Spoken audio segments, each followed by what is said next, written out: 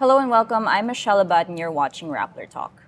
In 1 week, cyclists, commuters, pedestrians, and other advocates came together twice to protest the proposed conversion of dedicated bike lanes along Ayala Avenue to sharrows or shared lanes. This would see cyclists who have enjoyed protected bike lanes since the COVID-19 pandemic squeezing in their lanes to give way to other vehicles. On Tuesday, February 14, the night before the conversion was set to take place, Make It Makati announced that the implementation would be deferred to March 6 to give way to more dialogues with more stakeholders. Make It Makati, a collaboration of the city government, Ayala Land, and the Makati Commercial Estate Association, said in its announcement that the biking community is, quote, an important part of the commuters they serve and that it valued their sentiments. Still, the fight to keep protected bike lanes continues. A social weather station survey conducted in April 2022 found that bike owners outnumber car owners in the Philippines with 4 bicycle owners to every car owner. 80% of Filipinos said they believe that better roads would encourage more people to use a bike. Some 75% see cycling as effective as other modes of transport. In this episode of Rappler Talk, I'm speaking to Lester Babiera, founder of cycling advocacy page First Bike Ride, Makati resident Corina Pettyjohn, a mom of 2 who all together use their bike as their main form of transport, and joining us virtually is Haya Bendanya, a coordinator of the Move as One coalition. Lester, Corina, Haya, welcome to the program. Hi.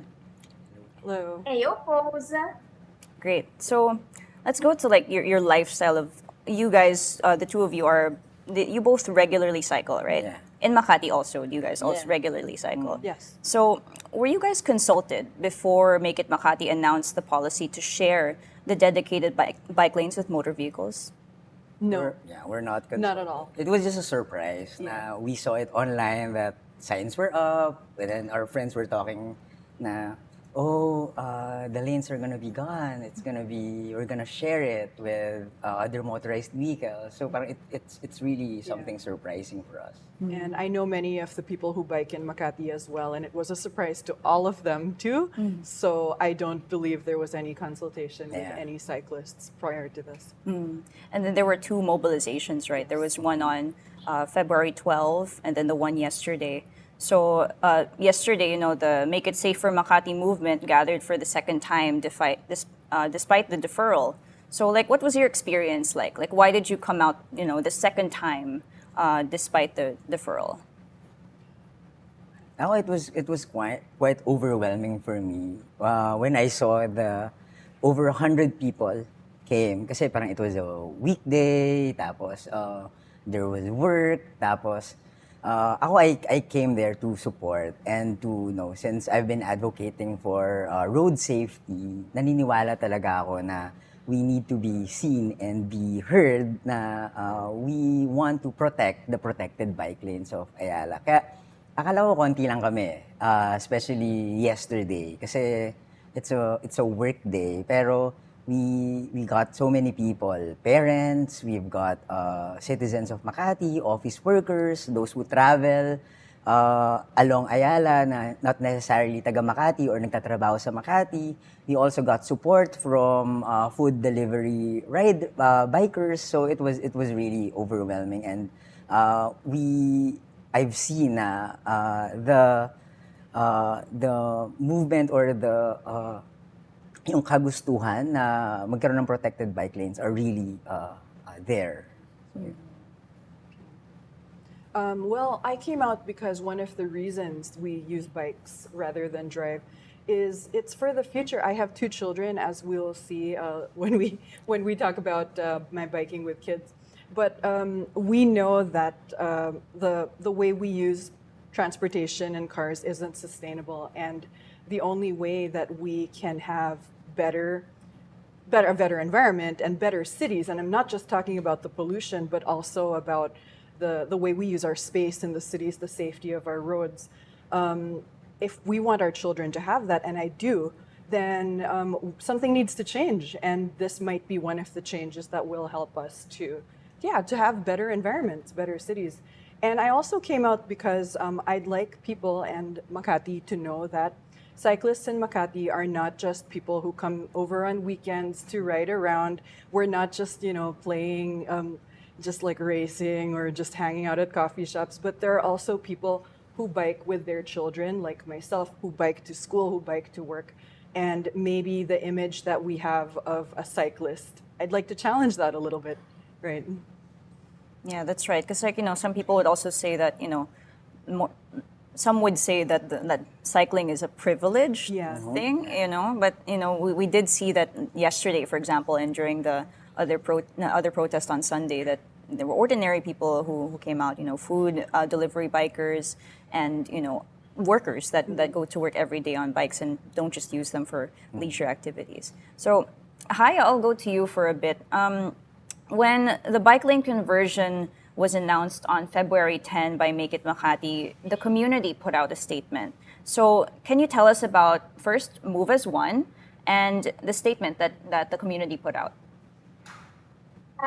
Yung statement actually as of yesterday, bago yung protesta, already has more than 360 signatories na individuals and around more than 50 signatories na grupo. At I think yung pinaka-importante dito, Mitch, is that iba-iba siya. Parang hindi lang siya cycling community, hindi lang siya yung mga cycling groups natin, yung pumunta. As in, may mga commuter groups, may mga pedestrian groups, at may mga estudyante, may mga climate justice advocates na pumirma doon sa statement. And if we look at parang the way the narrative doon sa statement was placed, ano siya yung naratibo kasi ngayon, pinagbabangga yung interest ng cycling community and the PUV drivers and the commuters, right? So the statement is basically saying na, bakit pinagbabangga yung interest namin? We are one united community. We stand with each other. Even the motorists for sustainable transport ay kumakampi na kailangan natin ng protected bike lane networks. Kasi yung protected bike lane networks ay para sa kaligtasan ng lahat. So yun yung initial talagang gusto ng statement. And yung mga panawagan namin is really, for example, for Make It Makati, to not pursue their decision.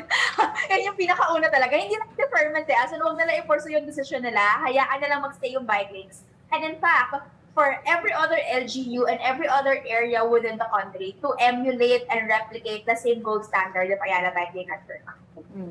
Haya, could you tell us about the variety of the different signatories on the statement?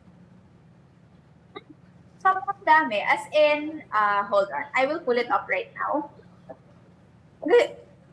Mag-share screen ba ako? Charot lang. Ano siya, be? Ano siya, Mitch? We have healthcare workers. We have pedestrians. We have car owners. Sobrang daming car owners. May mga multimodal commuters. May mga bike commuters. There are food delivery riders. May mga tatay, may mga nanay. May mga residente ng Makati. May mga residente from other areas. Ako, taga-Pulangi ako. There are also people who come from the PUV sector who signed the statement. May mga engineer, may mga magsusulat, and on the side naman of organization signatories, sobrang dami from even religious organizations. Si Laudato Si signed the statement. A lot of climate justice advocates, even the Grab Cyclists Union. So pati yung union ng mga Grab workers na nagbibisikleta, pumirma dun sa statement natin. Thanks, Haya. So we can see talaga na different walks of life yung nag-sign talaga dito sa statement na to, no? Like, hindi lang yung bikers yung affected dito sa bike lanes natin. Yes. So, maybe let's put this more into perspective, no? Since we've been talking about, bike lanes in general, about cyclist lifestyle. But I want to go to, your lifestyle, Karina. You mentioned that you have 2 kids that you cycle with. Mm-hmm. So, and you're behind the Instagram page, 2 Wheels, 3 Hearts. Yes. Right. So, tell us about that lifestyle. Well, during the pandemic, when public transportation wasn't available, we started to look for alternatives, other ways to travel. Since it wasn't safe or available to take jeepneys or even Grab with kids, we had to find another way to get around.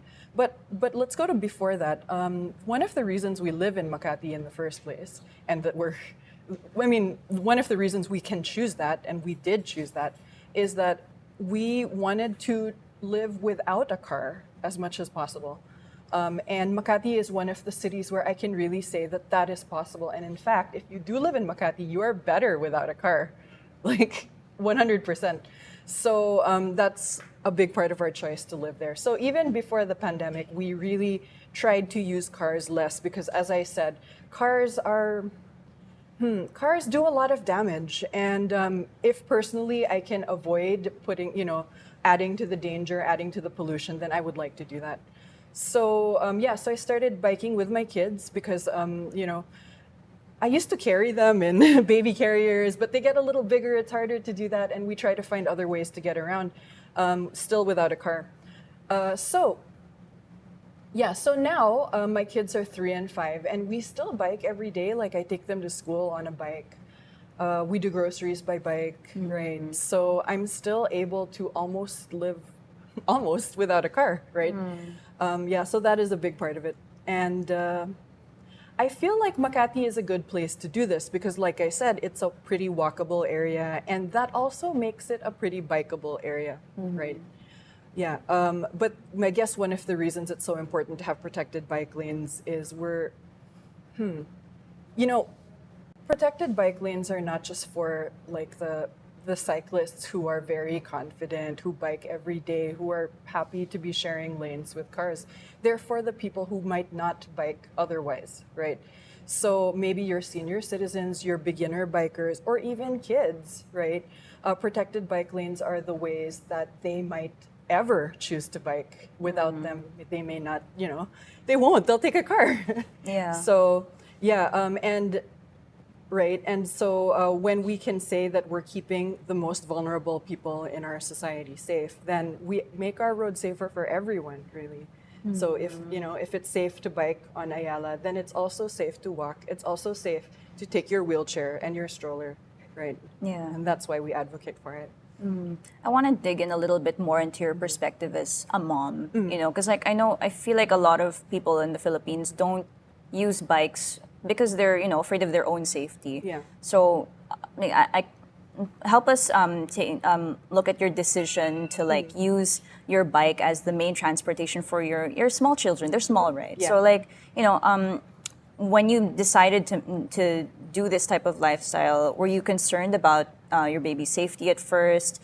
And how do you keep it up to this day? Of course, I had to do it first without kids. I had to see what the roads were like. I had to see what the experience was like before I could have felt safe taking them with me. And I still do. So if we go somewhere new, I'll have to go there first and see if it's okay to take my kids there. But as far as safety, cycling itself is not unsafe. I just want to say this, right? There's nothing unsafe about it. Sometimes you can fall. My kids are in car seats and with bike seats and with helmets. So even if they fall, they won't really get injured. So the cycling is not unsafe. What does make it unsafe is sharing the road with bigger, faster vehicles, right? So yes, of course, there's always a risk. However, there's always a risk in a car, right? Many of us have been in car accidents too. And we have a car seat law for children in cars because we recognize that being in a car is also dangerous for small children. So, so maybe I've chosen a different risk, maybe, but we can't choose, there isn't zero risk. And I also choose it because I don't want to put others at risk by my choices. All right. How about you, Lester? What are your experiences as a bike commuter, and how did first bike ride come to be? So yung first bike ride, it's a personal project during the pandemic. Kasi work was paused. It was halted during the time, and I wanted to tell stories pa din. So I said, maybe I'll put up an Instagram and Facebook page where I can tell stories about cycling because I started riding a bike in Metro Manila during the pandemic and I enjoyed it. Tapos gusto ko nang i-share yung happiness of being on a bike. Yung una, it was supposed to be for my friends and close circles lang. But social media, it kind of blew up and it kind of reached many people, and people are starting messaging me, strangers messaging me na, I was encouraged to ride a bike because of your stories, blah, blah, blah. And it was during the first few months pa lang. So parang sabi ko, okay, let's make it, I want to make it a goal na parang I want to encourage more people to bike. Before kasi, I'm an everyday car driver. As in, sobrang kotse talaga ako. And I was so frustrated with Metro Manila's traffic. And then, during the pandemic, when I started cycling, I realized na yung kinaiinisan ko dati, it's my fault. I was traffic. Ako yung dahilan nun. And now that I can ride the bike, na mag-isa lang ako, na maliit lang ako na espasyo sa kalsada, na-realize ko na, okay, if more people would ride the bike, masasolve natin yung problema natin sa traffic. Kasi it will not take much more space. People will be able to move. And during the pandemic, I realized that cycling around the city is feasible. Kasi dati akala ko hindi posible. Ayun. And then the advocacy grew, nagkaroon ng website, nagkaroon ng podcast, nagkaroon ng friends, and I started meeting people, advocates, learning about it, and sabi ko, okay, let's encourage more people to bike. Naging bike commuter na din ako. Like I rarely use my car now, as in sobrang bike na talaga ako, even from Manila, going to Pasig, going to Marikina, going to Bulacan, ayan. Tapos sabi ko, okay, maganda yung biking, so let's encourage more people.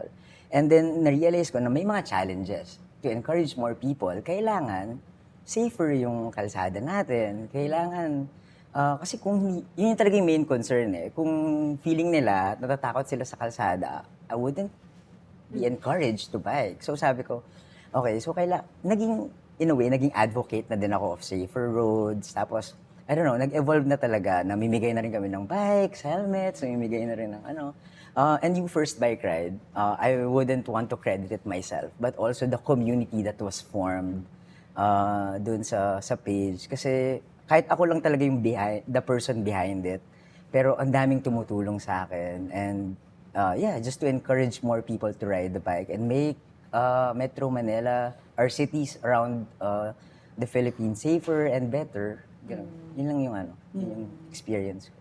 Can you guys take us into like the realities of what it's like to be a biker? Maybe at least in Metro Manila, no?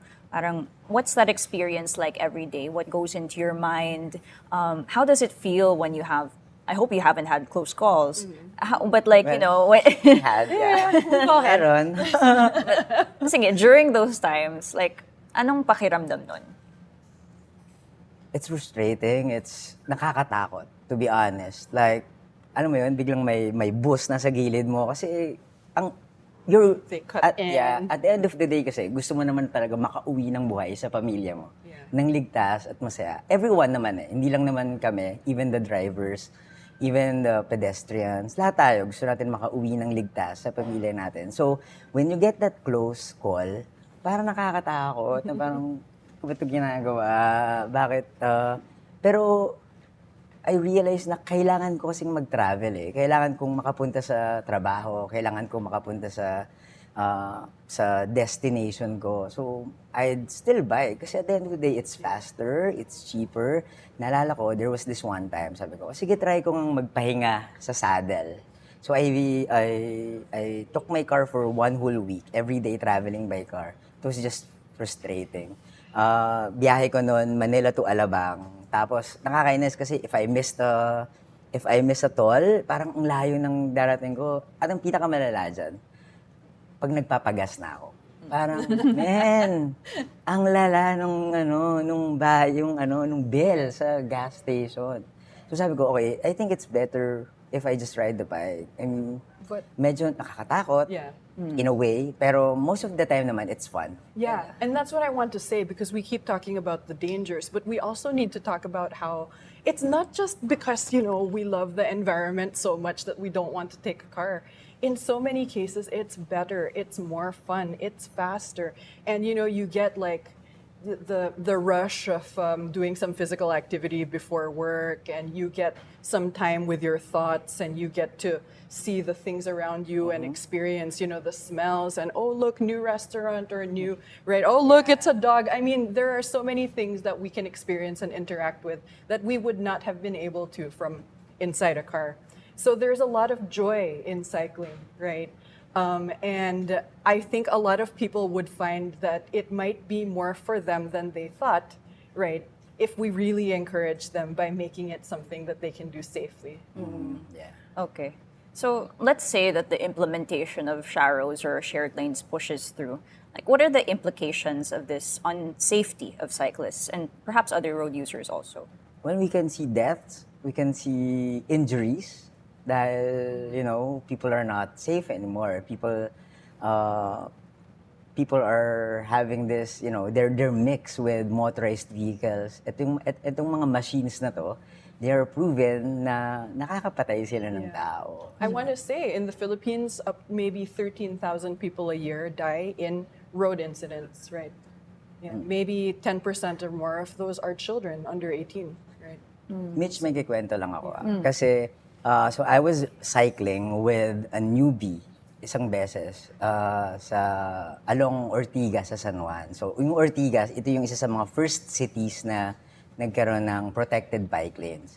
And then all of a sudden, because of the amount of private cars na sa kalsada, they decided to remove the bollards.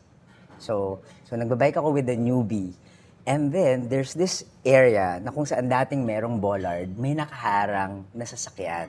So this newbie, iniwasan niya yung sasakyan na yun. Like, it was supposed to be a straight line lang eh. Parang dapat safe lang siyang dire-diretso siya eh. Pero iniwasan na yun at sumemplang siya. What caused it? Ano yung naging nangyari nun? Ambulance. It was so difficult for the ambulance to come kasi sobrang traffic. And the hospital bill, it amounted to 40,000 pesos. So 40,000 pesos, sobrang laki nun. And not just that, hindi siya nakapagtrabaho during that time kasi injured siya. Tapos yung stress, yung trauma of na mabibigay mo dun sa tao. So yung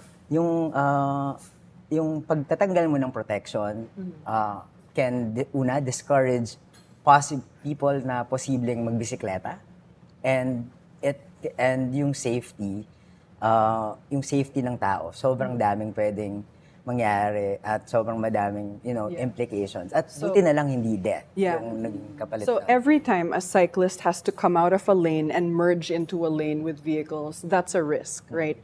So if institutionally we are put at risk because of having to leave bike lanes or any lanes to merge with a faster moving lane, every time we do that, that's a risk, right? And so if it becomes an institutional policy that we have to be leaving the bike lanes regularly, right, eventually there are going to be accidents, right?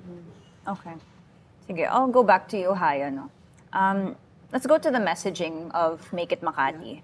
So they say that the conversion of bike lanes must be done to make way for the increasing number of commuters using public utility vehicles. So as someone who has been mobilizing in the public transport sector for a while, what are your thoughts on this? Quick background lang, Mitch and friends. Si Dada, so jeepney driver siya for 2 decades. So 20 taon na kami PUV driver. Tapos nangundoktor rin ako for at least 7 years since I was young. At alam namin sa haba-haba na pagmamaneho ng jeep, ng PUV vehicle, hindi namin kahit isang beses sinisi ang bike sa traffic. Parang hindi isang beses, parang alam namin na hindi kasalanan ng mga pedestrian, na hindi kasalanan ng mga cyclist yung traffic natin. Kasi every time na naiipit kami, every time na kulang yung pambayad namin ng boundary, alam namin na naiipit kami sa traffic dahil sobrang daming kotse. Kaya ang hirap kumuha ng pasahero, ang hirap makumpleto yung trip, at ang hirap kumita ng pera para bawiin yung mataas na presyo ng puno. Kaya parang nung sinabihan kami, yung Make It Safe Makati, di ba? Parang sinabihan na, mag-share na lang kayo.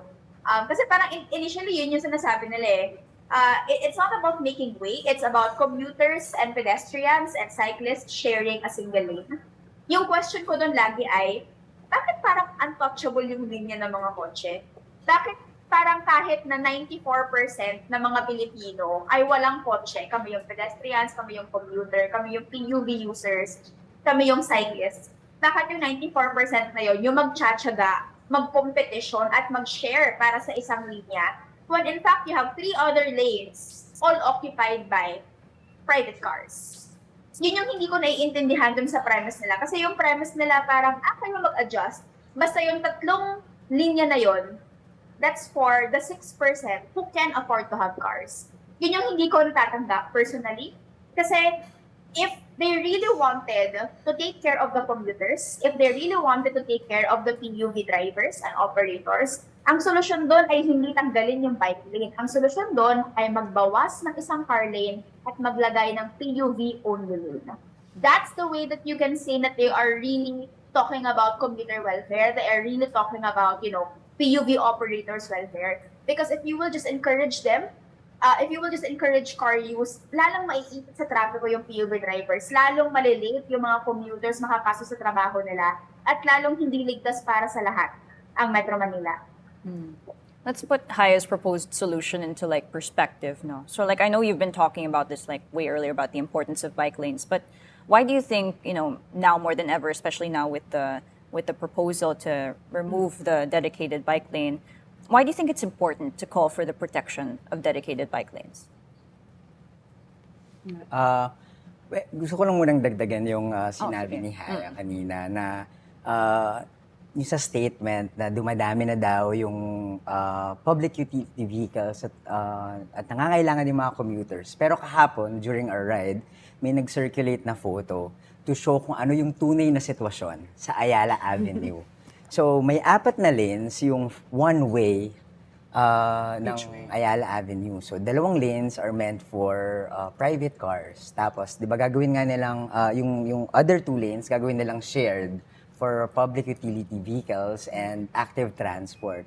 Pero kahapon, kitang-kita natin na sobrang konti pa din ng public utility vehicles. May kulang pa din ng naghihirap pa din yung mga commuters ng public utility vehicles at 3 lanes ang sinasakop ng private vehicles sa Ayala Avenue. Kahapon, kitang-kita talaga yan.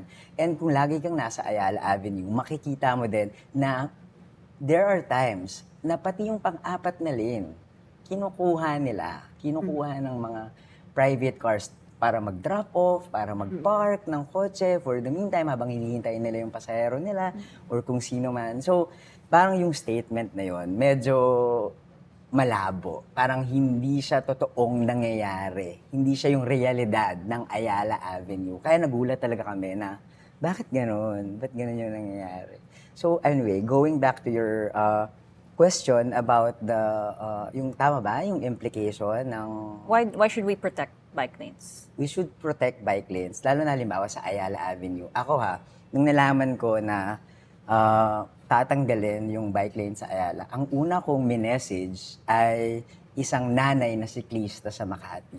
Sabi ko sa kanya, Ma'am, nabalitaan niyo na po ba? Ito na po yung kinakatakot niyo noon. Sabi niya kasi dati, araw-araw daw siyang nagbabike tuwing umaga sa Ayala bike lanes. Nung may mga usap-usapan na tatanggalin na yung bike lanes. Parang nagbabike siya noon araw-araw kasi natatakot siya na baka mawala na daw yun. So sabi ko, ito na nga po, mawawala na nga sila. So naniniwala kasi ako na yung Ayala bike lanes, kung hindi siya, isa siya sa pinakamaganda, pinaka-ideal, kung hindi yung pinakamaganda sa buong Pilipinas. Isang buong lane, nakasya yung sobrang daming siklista, ligtas sila, convenient yung pathway para makalusot sa mga importanteng kalsada. Parang yun yung hope Yun yung hope na maging ma-replicate sana ng ibang cities na parang ito sana yung nakaya ng Ayala Avenue So kaya din natin sa mga cities natin, hindi lang sa Metro Manila kundi in other places in the Philippines. Tapos nung tatanggalin, parang tinanggalan kami ng pag-asa na magkaroon ng better, safer roads for the whole Philippines. So, and for what? To serve what, 'di ba? Yun yung parang very frustrating. Nawalan kami ng pag-asa. Yung pag-asa talaga na magkaroon ng better, safer roads. Mata-traffic pa rin sila. Correct, yeah. Kasi parang hindi tayo natuto Even before na walang bike lanes sa Ayala, sa buong Metro Manila, traffic pa din dahil sa volume of cars. Yun talaga yung volume of cars. So hindi tayo natuto. So ito na yung pag-asa natin na sana will encourage more people to bike instead of ride their cars. Ako, parang, halimbawa ako, at madami kong kakilala na hindi na sila nagkokotse kasi nalaman nila na kaya naman pala mag-bike. Yeah. At at na-train sila during the pandemic na walang kotse. Kaya ngayon, confident na sila. So sana mabigyan din ng chance yung ibang tao na maging confident na mamisikleta. And it's through this protected bike lane, sana. Okay. Yeah, and I also want to say, I want to talk about countries or cities in the world that have, that have maybe successfully reduced the congestion and pollution in their cities. One of the things they did was they've adopted a hierarchy of road users, right? What does that mean? A hierarchy means the most important road user, the one that we have to protect and take care of and make their lives easier, is the pedestrian, right? So first, we make life easier for the pedestrians. And then the second in the hierarchy are active transport users, right? And then after that, public vehicles, public utility vehicles. And then way on the bottom, and then delivery and trucks. And then at the very bottom, private cars. So that means the accommodations that we make have to first consider the welfare of the top tier, and then the second, and the private cars last. And this is the only way. So if you look at Paris and London and Tokyo and all of the cities that maybe we would like to be one day, right? That we keep saying we're never going to be one of those cities. This is what they've been doing, right? And it has shown. Look at Paris, right? They've considered this very successful, right? In many other cities in the world. So so it's accepted that this is the hierarchy. We have to put pedestrians first. We have to put private motoring last. So if the road is not big enough for pedestrians, active transport, and public transport, then the road is actually not big enough for private vehicles. Tapos parang sinasabi kasi nila na napaka-entitled daw namin, na parang napaka-privileged na namin for asserting our own space. Ako, nagkukotse pa din naman ako paminsan-minsan. And ngayon, nare-realize ko na dapat kami yung magsasakripisyo kasi kami yung mas destructive on the road. Kami yung mas nagkukos ng malaking damage ng traffic. So, tsaka imagine naman, nasa loob kami ng sasakyan, the aircon kami, protektado kami ng, this metal box. So, parang a little inconvenience or parang inconvenience for us, we deserve it. Kasi talagang yun yung yung kagaya nga ng sabi ni Karinas, sa hierarchy, kami talaga yung pinaka nasa ilalim. As a car user, yung mga car users nasa ilalim talaga sila. Yeah. Okay. So maybe like for final thoughts, I'll go to you, Haya. What should other cities and decision makers, kasi actually, diba, yung magde-decide dito sa Ayala Avenue, won't actually be only the LGU, but also may say yung Ayala Land and other private, mga decision makers natin. What can, other people, other decision makers around the Philippines who are dealing with a similar problem learn from the situation in Ayala? Yung pinakauna, Mitch, ay huwag natin pangarapin mag-Maynila. Sobrang traffic, sobrang mahal ng pamasahe, sobrang mahal ng renta. Kasi sobrang hirap ng commute. So, ang daming nag-move in from areas na sana, alam mo, malalapit na probinsya dahil sobrang hirap na at mahal ang pag-commute. Therefore, sobrang tumataas ang property prices. As in, girl, it's a hard life. Huwag natin pangarapin maging Maynila. And that means, kung ano yung prioridad natin ngayon. Kasi sa mga probinsya, bilang probinsyana, ang prioridad pa rin ngayon ay public transport. From where I live, Pulangi to Legazpi, that's 40 plus kilometers. Ang pamasahe ko, 80 pesos. And I'm there in 1 hour. So, ganun ka-convenient yung travel, yung mukha nila, so nakaganon siya. Ganun ka-convenient yung public transport dito. Ganun siya kabilis, di ba? Kaya every time na nasa Maynila ako for work, napapansin ko parang yung 4 na kilometro. Girl, 2 oras ako sa kalsada. Para sa 4 na kilometro. And at that point, nakaangkas na ako. Ganong level. Ang hirap ng transport sa Metro Manila. Yun yung una. Huwag natin pangarapin ng Metro Manila kasi mahirap. Paurong yung development sa Maynila in a way na dapat yung mga pinakamahihirap na populasyon, especially our minimum wage earners, dapat mas malaki yung nauuwi nilang kita sa mga pamilya nila dahil hindi nila kailangan mamasahe ng sobrang mahal at hindi nila kailangan ibuwis yung buhay nila sa hindi protektadong bike lanes, for example, para lang makauwi sa mga mahal nila sa buhay. They are the priority, not the car users. Nasa huli-hulihan pa sila ng hierarchy, sabi nga ni Corina. Yun yung first. Tapos yung second, whenever you implement decisions, makipag-usap naman muna kayo. Parang have a dialogue, have a conversation. Hindi yung biglaan. Kasi the only reason why we're protesting is because ginulat rin kami eh. Kung hindi kami nagulat, kung meron kaming espasyo para i-co-design yung kalsada with the management, di sana hindi namin kailangan magprotesta. But the decision was announced Friday, kinabukasan nagtatanggal na ng bollards. So ang expectation sa amin, kailangan namin kumilos ng malakas at ng maingay. Kaya protesta yung sagot namin. Because there was no space given to us for dialogue, we had to prove that we deserved the space. At dahil doon kaya kami nag-a-assert ng karapatan namin. And yung third, I know it's a lot of pressure for management to juggle different interests, di ba? Parang, syempre maingay din yung mga property owners and a lot of them own cars. And then kaming mga cyclista, kaming mga commuters and POV groups and pedestrians, maingay din kami. So there's a lot of pressure going on with management. Ang solusyon po ay pagharapin nyo kami. Parang let us create a technical working group together where we design our roads and make that compromise happen para rin makwento namin sa mga car owners kung bakit ito yung pinaglalaban namin. And then, saka tayo mag-implement ng solusyon instead of you deciding kung sino yung mas pakikinggan niyo.